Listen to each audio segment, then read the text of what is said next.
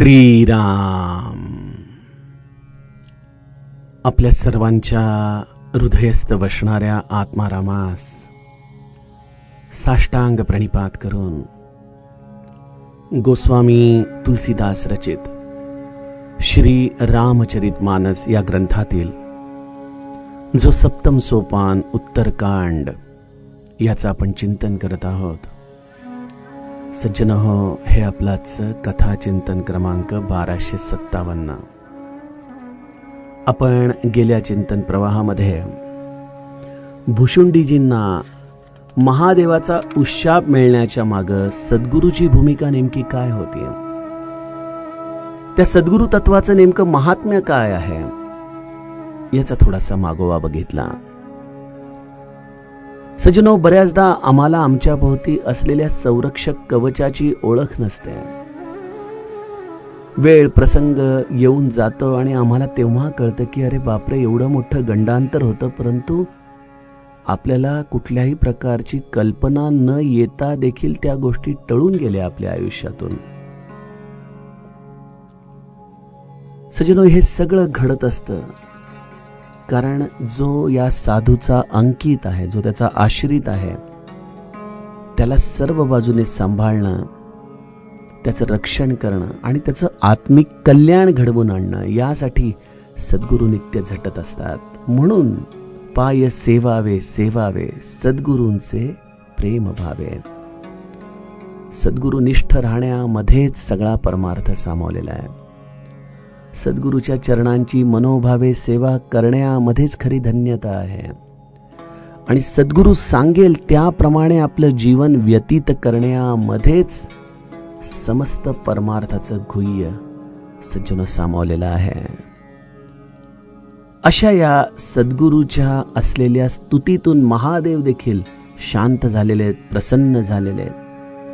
तदपि तुम्हारी साधुता देखी करियहु कृप एही पर कृपा विशेषी.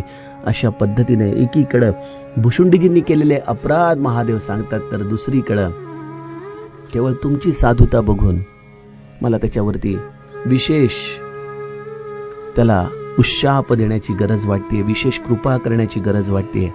अशा पद्धतीने महादेव आपल्या स्वतःलाच जणू काही समजवत आहेत की हा भुशुंडीने केलेला खरं तर अपराध हा दंडनीय आहे, त्याला कुठलाही उशाप देण्याची गरज नाही, परंतु तरी देखील त्याच्या सद्गुरूच्या असलेल्या या धारणेमुळं मला माझ्या या दिलेल्या शापाचा पुनर्विचार करायला हवा.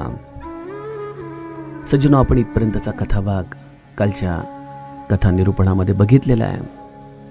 चौपायांचं गायन आपलं आधी झालेलंच आहे आणि त्यामुळं आपण थेट कथा विभागामध्ये प्रवेश करूयात.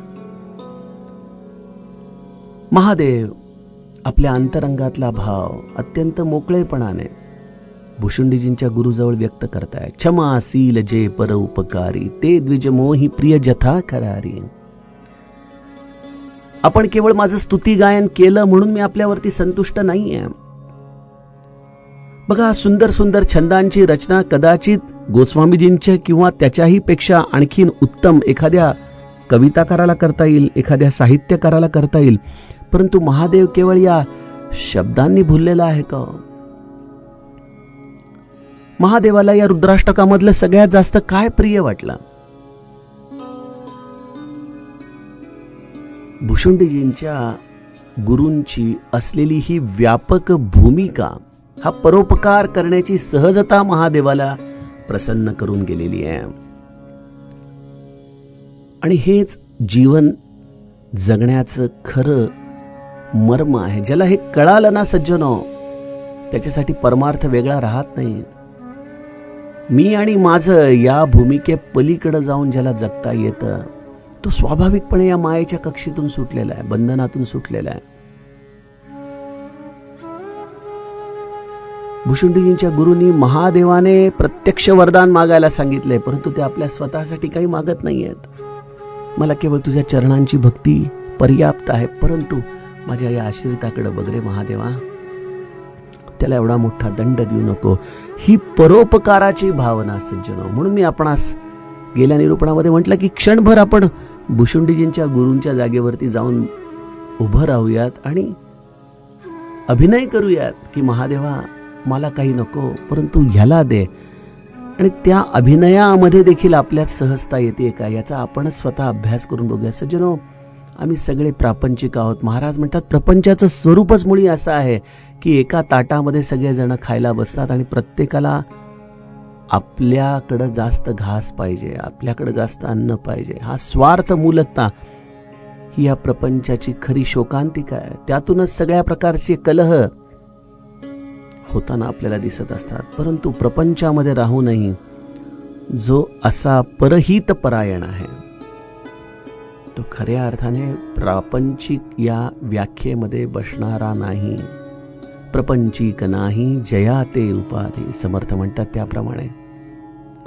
त्यांना केवळ ते गृहस्थ आहेत म्हणून प्रापंचिक म्हणायचं, अन्यथा त्यांची ही उदारता, त्यांची ही दानशूरता, त्यांची ही परहिताची असलेली व्यापकता, या सगळ्या गोष्टी जर आपण बघितल्या तर आपल्या लक्षात येतं की हे असामान्य आहे, हे अलौकिक आहे. महादेव म्हणतात की मी तुमच्या या विशेष साधुत्वाकडे पाहून त्याच्यावरती कृपा करतो. म्हणजे साधुत्वाचे गुणधर्म देखील काय सज्जनो? साधुत्व म्हणजे केवळ वेश नाही, साधुत्व म्हणजे केवळ साधना नाही, साधुत्व म्हणजे वृत्त्यंतर, साधुत्व म्हणजे वृत्तीची व्यापकता, साधुत्व म्हणजे निरपेक्षता, साधुत्व म्हणजे निस्पृहता. आणि ही ज्याच्यामध्ये सहजतेने येते तो साधू, ओढून ताणून नाही.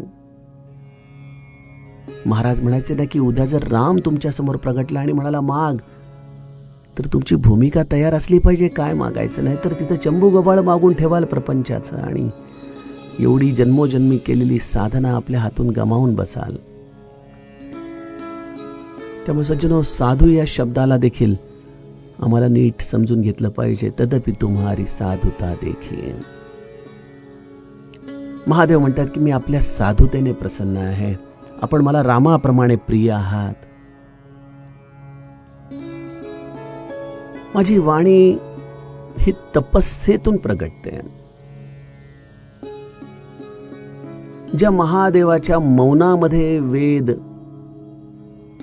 हे जणू काही अपौरुषीय रूपाने, अनुर्वाच्य रूपाने अंतरंगामध्ये दडले होते आणि डमरूच्या निनादांमधून, त्या अनाहतामधून ज्यांनी सांकेतिक पद्धतीने जणू काही या समस्त ज्ञानाला अधिकारी संतांच्या पर्यंत आणून दिलं आणि मग त्या संकेतात्मक असलेल्या शब्दांची उकल या संतांनी महादेवाची विचारणा करून करून, प्रार्थना करून करून शब्दांमध्ये आणली. ही व्यासवाणी अशीच आहे, ही वेदवाणी अशीच आहे. समर्थ दासबोधामध्ये म्हणतात ना की शब्द निवडून बोलावे, तसं महादेवाचं मौन हाच त्याचा संवाद आहे. लहानपणापासून आपल्याला एक गोष्ट शिकवली जाते बघा, की 18व्या वर्षापर्यंत एक गोष्ट करा, कधीही खोटं बोलू नका. आणि जर तुम्ही हे व्रत अत्यंत मनापासून सांभाळलं तर तत्पश्चात त्यापुढे तुम्ही जे बोलाल ते खरं होईल. केवढं मोठं वाक्य आहे. वाणीचं मौन, वाणीची शुचिता ही सत्यामध्ये आहे. असं प्रिय सत्य जो मनुष्य एक साधन या रूपाने आपल्या आयुष्यात सांभाळतो, त्याच्या वाणीला एक विशेष धार येते. श्री महाराज म्हणायचे ना की एखाद्याच्या वाणीवरून आणि डोळ्यावरून त्याचा परमार्थ किती खोल आहे हे सांगता येतं. आणि या समस्त परमार्थाचा महानायक आहे महादेव, आणि त्यामुळे त्याची वाणी तो प्रत्यक्ष सत्यम शिवम सुंदरम आहे. त्यातली ही सत्य ही त्याच्या अंतरंगाची मन, कर्म आणि वचन या स्थितीने आलेली सत्यता आहे. आणि या सत्यतेच्या आधाराने महादेव स्वतःच भुशुंडीजींच्या गुरुजींना म्हणतोय की मोर श्राप द्विज व्यर्थ न जायहि, जन्म सहस अवश्य यह पायहि. आपल्याकडे बघा एक म्हण आहे की कावळ्याच्या शापाने गाय कधी मरत नाही. आपल्याकडे आपण बघतो अनेक लोक संतापाच्या भरामध्ये अनेकदा शाप देऊन जातात.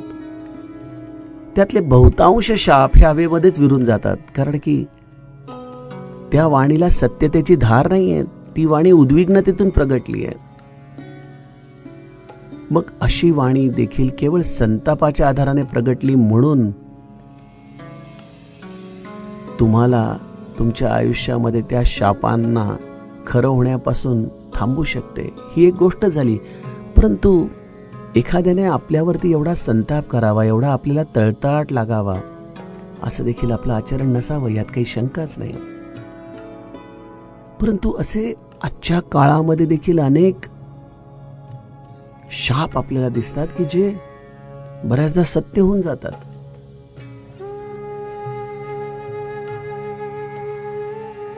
माझा तर जन्म नव्हता झाला तेव्हा, परंतु जे काही वाचनात आलंय आणि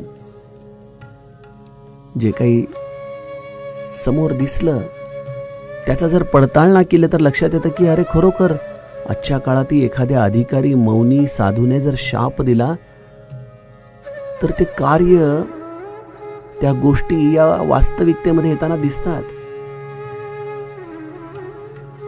दिल्लीमध्ये गोहत्या बंदीसाठी आपल्या साधू संतांनी संसदेवरती एकदा मोर्चा नेण्याचं ठरवलं होतं आणि त्यासाठी करपात्री महाराजांनी अनेक साधू संतांना बरोबर घेऊन दिल्लीच्या दिशेने मोर्चा काढायचं ठरवलं होतं. आणि तेव्हा तत्कालीन पंतप्रधान या इंदिरा गांधी होत्या आणि गोपाष्टमीचा दिवस होता, दिवाळीनंतर येणारी अष्टमी, जी गायींच्या पूजनाचा दिवस आहे.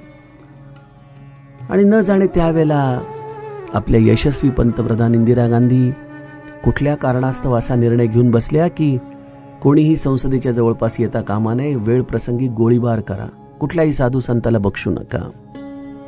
ठीक आहे, कायदा सुव्यवस्था ही ठेवली गेलीच पाहिजे, परंतु हे शांतपणे निहत्ते आपलं मागणं मानण्यासाठी जात होते. आणि तेही कशासाठी? जे या देशाचं खरं धन आहे त्याचा सांभाळ करण्यासाठी.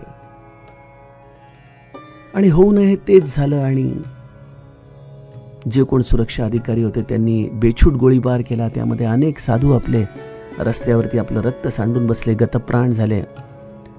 त्यावेळेला करपात्री महाराजांनी तळतळाटातून शाप दिला होता की जे कोण या गोळीबारासाठी जबाबदार आहेत ते देखील असेच गोळीबाराच्या आधाराने आपला प्राण सोडतील. आणि तशीच वस्तुस्थिती घडली. आणि मला कल्पना नाही, परंतु मी ऐकलेलं आहे की तो दिवस देखील गोपाष्टमीचाच होता, ज्या दिवशी आपल्या माजी पंतप्रधानांवरती गोळीबार केला सुरक्षा रक्षकांनी. सज्जनो, या सगळ्या गोष्टी ऐकल्यानंतर असं लक्षात येतं की वाणीमध्ये बऱ्याचदा सत्यता असते. आणि एकदा दिलेला तो शाप मग काही केल्या, बऱ्याचदा या अशा साधूंचा ज्यांच्या मागे उपासनेचा विलक्षण जोर आहे तो असत्य होत नाही. महादेव देखील स्वतः म्हणतात की आता मी याला शाप देऊन बसलोय, तो मी परत घेऊ शकत नाही, मी बोललो बस, हे ब्रह्मवाक्य झालं. याला आता अनेक योनींमधून जावं लागणार, अनेक जन्म मृत्यूंमध्ये त्याला त्रास सहन करावा लागणार, यात काही शंका नाही. परंतु आपल्या साधुतेकडे पाहून मी त्याला असा उशाप देतो की जन्मत मरत दुसह दुःख होई, एही स्वल्पहु नाही व्यापी ही सोयी. ठीक आहे, मी त्याला म्हटलं की तुला हजारो लक्षावधी जन्म आणि मरणच्या आता दुःखामधून जावं लागेल, परंतु यामध्ये मी आपल्याकडे पाहून एक विशेष अनुग्रह त्याला करतो की त्याला जरा जन्म दुःखोग्य तातप्यमानम, त्याला जन्म मरण आणि वृद्धत्वाचं दुःख या देहाच्या आधाराने जे सहन करावं लागतं ते सहन करावं लागणार नाही. दुसरा उशाप मी असा देतो की कवनेऊ जन्म मिटही नाही ज्ञाना, सुनही सुद्र मम बचन प्रवाना. आपल्याला आठवत असेल तर मी एक 5-25 कथांच्या आधी आजच्या काळामध्ये जी मोबाईलची आपण फॅक्टरी रिसेट ऑप्शन वापरतो की ज्याच्यामध्ये सगळ्या मोबाईलचा डाटा आपण पुसून टाकतो, म्हणजे तो मोबाईल नव्यासारखा होतो. त्याप्रमाणे आम्ही देखील या जन्मामध्ये येतो तेव्हा मागच्या जन्माच्या मेमरीज या सगळ्या फॉर्मॅट करून आलेलो असतो, पुसून आलेलो असतो. आपल्याला त्याचा आठव होत नाही, परंतु हे सगळे संस्काराच्या आधाराने सूक्ष्म रूपाने कुठेतरी नोंदले गेलेले असतात. जसं आजच्या काळामध्ये देखील जेव्हा इन्व्हेस्टिगेशन ऑफिसर्स अशा पद्धतीने मोबाईलची तपासणी करतात तेव्हा it doesn't make a difference की तुम्ही ती फॅक्टरी रिसेट केलं की काय केलंय. जी माहिती त्यांना तुमच्या मोबाईलमधून पाहिजे ती काढून घेण्याचं तंत्रज्ञान त्यांच्याकडे असतंच. सजनो, त्याप्रमाणे जरी तुम्हाला आठवत नसलं, जसं भगवद्गीतेमध्ये देखील अर्जुनाला सांगतो की हे ज्ञान मी पहिल्यांदा सूर्याला दिलं आणि मग तिथून ते वेगवेगळ्या ऋषी मुनींच्या द्वारे इथपर्यंत आलं, तेव्हा अर्जुनाला देखील प्रश्न पडतो की अरे हे सगळं तू तर आत्ताच आहेस आमच्या बरोबरचा, तू हे कधीच सांगतोय सूर्याला ज्ञान दिलं, हे अगम्य आहे, मला कळणं शक्य नाही. तेव्हा श्रीकृष्ण म्हणतो की अर्जुना, तुझे माझे अनेक जन्म झालेले आहेत, फरक एवढाच आहे की तुला तुझ्या जन्मांच्या स्मृती नाहीत आणि मला मात्र प्रत्येक जन्म आठवतात. सज्जनो, आज जे काही आम्ही साधन करत आहोत ना, आपल्याला असं वाटतं की आपण केवढे थोर आहोत, केवढा आमचा जप आहे, आणि एखाद्या व्यक्तीचा आपण उपहास करतो की अरे तो काय नुसताच अनुग्रह घेऊन बसलाय, कधी जप करताना तर दिसत नाही. आम्ही दोष बघत राहतो. सज्जनो, हे सगळं क्रमविकासाचं गणित आहे. आम्ही सगळे जण टप्प्याटप्प्याने त्या भगवंताकडे चाललेलो आहे. ज्या जन्मामध्ये जेवढं ज्ञान आम्ही प्राप्त केलेलं आहे तो देह सोडल्यानंतर शुचिनाम श्रीमताम गेहे योग भ्रष्टो विजायते, त्या पद्धतीने पुढच्या जन्मामध्ये आम्ही आणखीन परमार्थाला अनुकूल असलेल्या घरात जन्माला येतो. तिथून तो आमचा राहिलेली मागच्या जन्माची साधना सुरू होते. त्याही जन्मात आम्ही मुक्त होत याची शाश्वती नाही, परंतु एक निश्चित आहे की त्या मार्गावरती आम्ही नक्कीच 2 पावलं पुढे जाणार. अशा पद्धतीने असे अनंत जन्म आमचं कार्य चाललेलं असतं आणि आम्हाला केवळ या जन्माची स्मृती आहे. परंतु महादेव भुशुंडीजींना उशाप देतात की तुला जन्मोजन्मी केलेल्या साधनेचं विस्मृती होणार नाही. हे माझं वचन आहे. हे शूद्र भुशुंडी ऐक, मी तुला असा आशीर्वचन देतो की तुझं ज्ञान हे कधी मिटणार नाही. किती छान गोष्ट आहे ना. श्री महाराज जन्माला आल्या सरशी पाळण्यामध्ये काही दिवसात आईला राम म्हणून दाखवतात. हे काय आहे? कारण शुचिनाम श्रीमताम गेहे योग भ्रष्टो विजायते, गतजन्मीच्या स्मृती आहेत आणि त्यामुळे त्या स्मृतींच्या आधाराने या देहाच्या आधाराने इतर ज्ञान मिळवण्याच्या आधीच मागच्या जन्माचं ज्ञान प्रगटलं की आई मी हे राम नाम घेण्यासाठी आलेलो आहे. सज्जनो, आम्हाला देखील आमच्या या साधनेची या संस्कारांची स्मृती राहत नाही, परंतु एक असा मास्टर कम्प्युटर आहे जिथं तुम्ही केलेल्या या जन्मातल्या प्रत्येक कर्माचे संस्कार नोंदवले जातात आणि त्या संस्काराच्या आधाराने तुमची पुढची दिशा ठरत असते. मग आपण म्हणालो आम्हाला पण जर ती कला मिळाली स्मृतीची, त्याचा विचार करू नका. तुम्ही या गोष्टीचा विचार करा की मी या देहाच्या आधाराने चांगल्या संस्कारांच्या स्मृती त्याच्यावरती नोंदवू शकतो का? तो पुरुषार्थ माझ्याकडे आहे. म्हणून तर आपण नित्य उपासनेमध्ये म्हणतो ना की आपण एक अन्न कशासाठी खातोय, काय करायचंय? उपासनेला दृढ चालवावे, भूदेव संतासी सदा लवावे, सत्कर्म योगे वय घालवावे, सर्वामुखी मंगल बोलवावे. हे सज्जनो मूळ आहे या अन्नरूपी ऊर्जेच्या आधाराने जे कर्म तुम्हाला करायचे आहेत त्याचं. आणि जर तुम्ही कर्म चांगले करत राहिला तर तुम्हाला स्मृती चांगली असेल नसेल, परंतु ते तुमच्या मागच्या जन्माचे संस्कार तुम्हाला पुन्हा साधनेमध्ये घेऊन येतील. स्मृती असण्याचा एकच फायदा होतो की जसं आम्ही आदल्या दिवशी रात्री झोपताना विचार करत झोपतो, रात्री झोपेमध्ये आमच्या विचारांवर नियंत्रण नाही, परंतु आम्ही सकाळी उठल्यानंतर लगेच कालच्या विचारधारेप्रमाणे कामाला लागतो.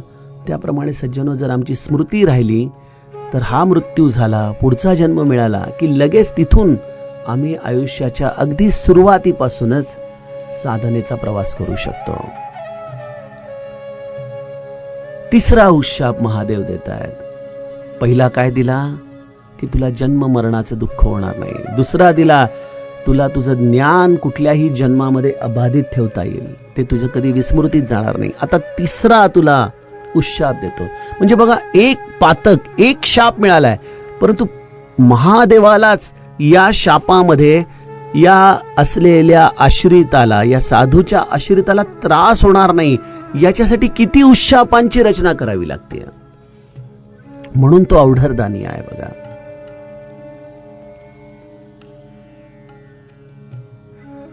महादेव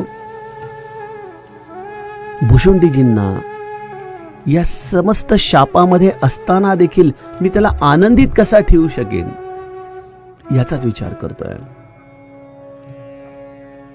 महादेव म्हणतात की तुला आता जो जन्म मिळेल ना, तो कुठं असेल? रघुपती पुरी जन्म तव भयहू, पुनितय मम सेवा मन दयऊ, पुरी प्रभाव अनुग्रह मोरे, राम भगती उपजिही उरतोरे. आता मी तुला म्हटलंय की तू अनंत योनींमधून अनंत जन्म फिरत राहणार, यामध्ये कुठलाही बदल होऊ शकत नाही. परंतु ह्यामध्ये एक मोठी मी तुला उपलब्धता करून देतो की तू जिथं जिथं जन्माला येशील त्या रघुनाथाच्या पुरी असतील, रघुनाथाच्या वास्तव्याने पुनीत झालेले ते स्थान असतील. त्यामध्ये तुझं ज्ञान अबाधित राहील, त्यामध्ये तुला जन्म मृत्यूचं दुःख त्रास देणार नाही. आणि रघुनाथाच्या धामामध्ये तुझा जन्म झाल्यामुळं, तिथलं अन्न खाल्ल्यामुळं, तिथल्या हवा पाण्याचे संस्कार घेतल्यामुळं स्वाभाविकपणे तुझ्या हृदयामध्ये रामभक्तीच उत्पन्न होईल. बघा, आपल्या गोंदवल्यामध्ये देखील बऱ्याचदा जे खरकट अन्न असतं ना, ते नंतर एका ठिकाणी टाकण्यात येतं आणि त्याच्यापासून खतं तयार करण्याचं आता आपल्याकडे प्रकल्प आहे. परंतु जेव्हा जुन्या काळी तो शोष खड्डा होता ज्याच्यामध्ये ते टाकायचं, त्याच्यावरती अनेक चिलटं, मुंग्या यांचा वावर असायचा. मनामध्ये विचार यायचा की एखाद्या या अत्यंत शूद्र अशा योनीमधल्या या कृमी कीटकांनी गोंदवल्यातच का बरं जन्म घ्यावा? काय कारण असेल? रघुपती पुरी जन्म तव भयहू. तिथं ह्या भात आमटीचं हे जे काही उच्छिष्ट त्या खरकट्यामधून मिळतंय, तोच त्यांचा प्रसाद आहे. आणि ते खाऊन मग गोंदवले धामामधून रामाचं प्रेम नाही लागणार तर काय लागणार? काय विषयांचं प्रेम लागणार आहे? तेव्हा सज्जनो, आपण जर सर्वानुभूती भगवत भाव ठेवायचं ठरवलं तर श्री महाराजांचं वाक्य लक्षात घ्या. गोंदवल्यामध्ये येणारा प्रत्येक जीव हा रामाने पाठवलेला आहे. मग तो पशु असेल, कृमी कीटक असेल, मनुष्य असेल, न जाणे कुठल्या वेगवेगळ्या रूपांमध्ये ते येत असेल, आपल्याला कल्पना नाहीये. न जाणे या महादेवाच्या उशापाच्या आधाराने कोण कोण कुठल्या कुठल्या योनींमध्ये येऊन या रघुपती रूपी धामामध्ये निवास करत असेल, आपल्याला कल्पना नाहीये सज्जनो. त्यामुळं कोणाचाही द्वेष आपण करू नये. गोंदवल्यामध्ये वानर येतात, प्रसाद घेऊन जातात. नाश्ता करत असताना बऱ्याचदा आता त्या नेट्स लावल्यात म्हणून, नाहीतर कावळ्यांचा किती आपल्याकडे संचार असायचा. टेबलावरती बसले रे बसले की कावळे पडलेला नाश्ता खाऊन लागायचे सकाळच्या वेळेला. गजानन महाराजांच्या देखील चरित्रामध्ये आहे ना, ते कावळे कशा पद्धतीने अन्नावरती तुटून पडत होते, पंक्ती बसू देत नव्हते. आणि तेव्हा मग गजानन महाराजांनी फक्त हात केला आणि त्या सगळ्या कावळ्यांचा संचार तिथं थांबला. या छोट्या छोट्या गोष्टींमधून काय कळतं की संतांना माहितीये या धामामध्ये कोण जन्माला येणार आहे, कोण कशासाठी आलेलं आहे. त्यामुळे मग आपल्या घरामध्ये देखील जर रघुपतीची पुरी असेल तर आलेला प्रत्येक जीव हा त्याच्या इच्छेने आलेला आहे हे जाणा. आणि त्याला या रघुनाथाच्या प्रसादाने अनुग्रहित करा. हीच आपल्या हातामध्ये असलेली सत्कर्म योगे जीवन आपलं व्यतीत करण्याचा हा एक सुंदर मार्ग आहे.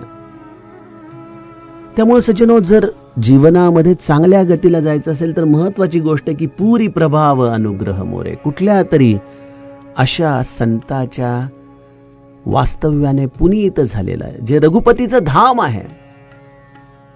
गोंदवल्याला राम रमला, कारण त्याच्यावरती श्री महाराजांनी जीव ओवाळून टाकला. आपला प्रेम इतकं केलं की तो राम आता जणू काही श्री महाराजांच्या सत्य संकल्पासाठी गोंदवल्यामध्ये राहतोय.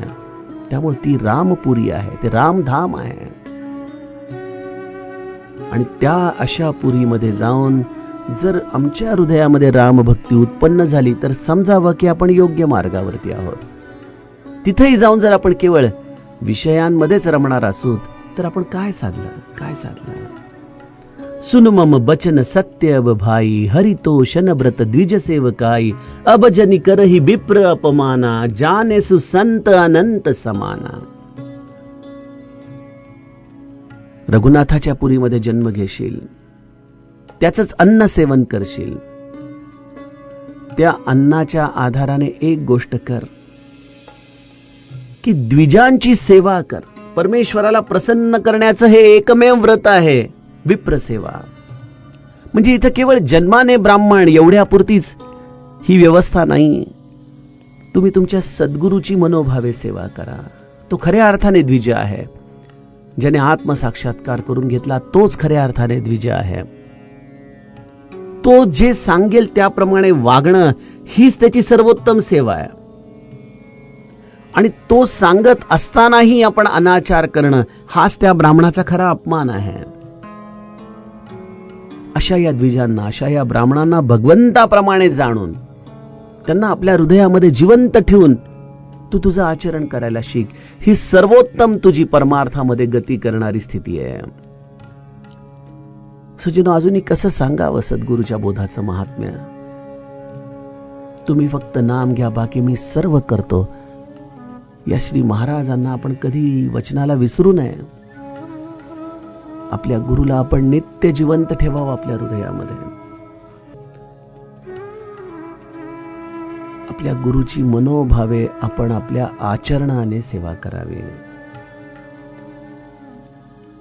महादेव म्हणतोय की जो असा गुरुनिष्ठ आहे त्याला या जगामधलं कोणीच मारू शकत नाही. इंद्र कुलिस मम सूल बिसाला, काल दंड हरी चक्र कराला, जो इन कर मारा नाही मरई, विप्रद्रोह पाव कसो जरई. जो असा गुरुनिष्ठ आहे त्याच्यावरती इंद्राचं वज्र कार्य करू शकत नाही. सोडा, अहो उद्या मी जरी त्रिशूळ फेकून मारलं तरी माझं त्रिशूळ देखील त्याला मारू शकणार नाही. काळाचा दंड त्याला मारू शकत नाही. श्रीहरीचं विक्राळ चक्र त्याला मारू शकत नाही. जो मरतच नाही कारण तो जन्मालाच आलेला नाही, असा हा मुक्त आहे. माझ्या त्रिशूळ हा त्यालाच मारू शकतो जो जीवात्मक पातळीवरती या त्रितापांमध्ये आहे. परंतु जो या विप्राचा अनुग्रहित आहे आणि जो मनापासून त्यांची सेवा करतोय त्याला माझा त्रिशूळ, माझा काळ कोणीच मारू शकत नाही. परंतु जर तुम्ही गुरुनिष्ठ नसाल, जर तुम्ही आपल्या सद्गुरूचा द्वेष करत असाल, मत्सर करत असाल, ईर्ष्या करत असाल, स्पर्धा करत असाल, तर जगामध्ये तुम्हाला कोणी वाचवू देखील शकत नाही. विप्रद्रोह पाव कसो झरई. सद्गुरूशी विन्मुख होऊनच तुम्ही जणू काही जन्म मृत्यूच्या चक्रामध्ये अडकत असता. महाराज म्हणतात की नाम आणि मी वेगळे नाही, माझं स्मरण आणि नामाचं स्मरण वेगळं नाही. आणि मग महाराज शेवटी म्हणतात की अंतकाळी सगळ्या शेवटी सुटणारी वस्तू म्हणजे नाम. याचा अर्थ तुमच्या शेवटच्या श्वासावरती देखील तुमच्या गुरुचाच आठव जर तुम्हाला असेल तर तुम्ही गुरुनिष्ठ आहात. त्यामुळे आपण आपल्या गुरुला प्राणापलीकडे आपल्या हृदयामध्ये सांभाळावं. चुकूनही आपण आपला मार्ग चुकणार नाही याची आपण दक्षता घ्यावी, सावधानता ठेवावी. आपल्या गुरुशी आपण कधीच द्रोह करणार नाही ना, हाच मनामध्ये नित्य विचार जागृत ठेवावा. आणि अशा पद्धतीने जर तू राहिलास तर तुम कह जग दुर्लभ कछु नाही. महादेव एकात एक हा गुंता सोडवत नेतायत. असा विवेक ठेव आपल्या हृदयामध्ये. गुरुनिष्ठ रहा. असा जो द्विज आहे तो सांगेल त्याप्रमाणे राहा. त्याच्याशी ईर्ष्या करू नकोस, स्पर्धा करू नकोस.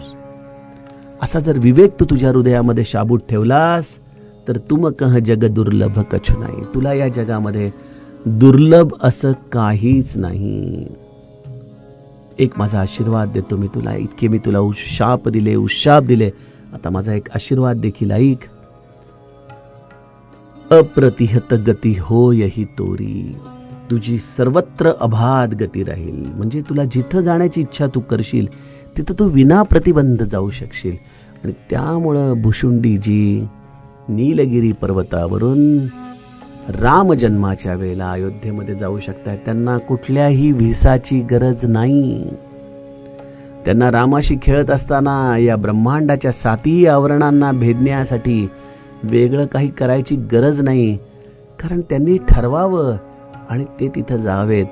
हा जणू काही महादेवाने त्यांना दिलेला हा विलक्षण असा आशीर्वाद आहे. शिवजींचं हे वचन ऐकून गुरुजी अत्यंत हर्षित झाले.